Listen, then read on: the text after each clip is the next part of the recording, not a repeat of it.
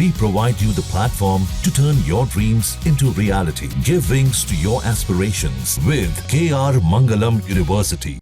भारत के पूर्वोत्तर राज्यों में बाढ़ और भूस्खलन ने भारी तबाही मचाई है।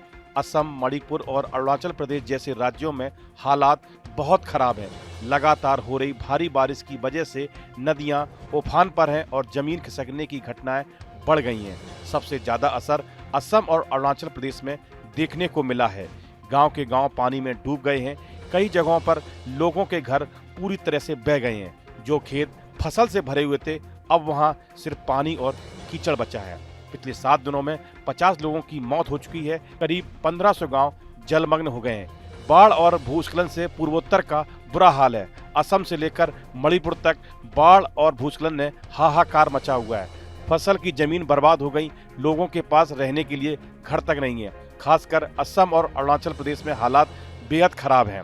कई लोग अब भी लापता हैं। जिन लोगों के घर तबाह हो गए हैं, उन्हें राहत कैंपों में शरण लेनी पड़ रही है। स्कूल, अस्पताल और सड़कें भी प्रभावित हुई हैं।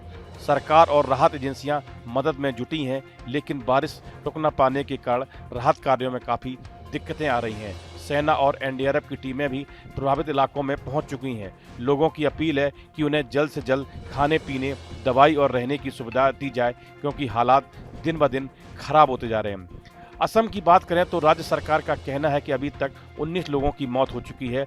14 लोगों ने बाढ़ की वजह से जान गंवाई है और 5 लोगों की मौत भूस्खलन की चपेट में आने से हुई है। असम के मोरीगांव जिले में बाढ़ की स्थिति गंभीर बनी हुई है और जिले के 101 गांव बाढ़ से प्रभावित हैं।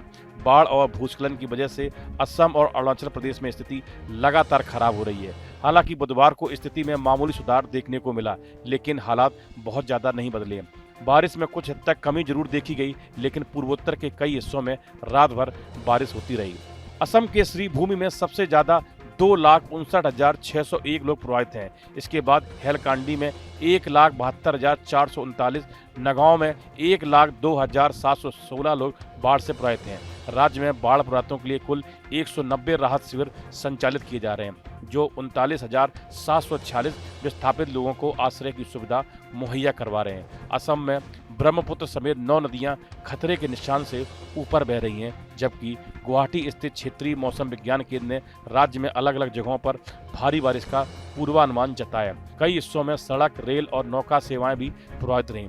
मणिपुर में बाढ़ की वजह से 56,000 से ज़्यादा लोग प्रभावित हुए हैं और 10,470 घर क्षतिग्रस्त हो गए। नदियों का उफान पर होने की वजह से राजधानी इम्फाल के कई इलाके और इम्फाल पूर्वी जिले पानी पानी हो गए हैं। नदियों का पानी इन इलाकों में भर गया है। दूसरी ओर सिक्किम के पाक योंग ग्रीनफील्ड एयरपोर्ट पर चाटन में फंसे पर्यटकों को निकालने का काम शुरू हो गया।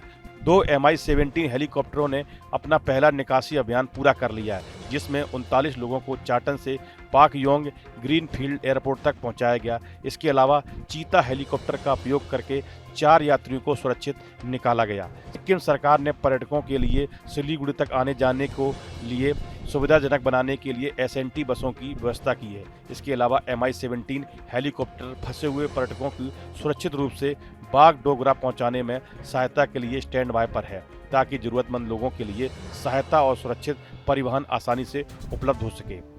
भारत के अलग अलग राज्यों में लगातार बदलाव देखने को मिल रहा है। जून की शुरुआत में ही यूपी, बिहार, असम, मणिपुर, इम्फाल समेत अन्य राज्यों के मौसम में बदलाव हो रहा है।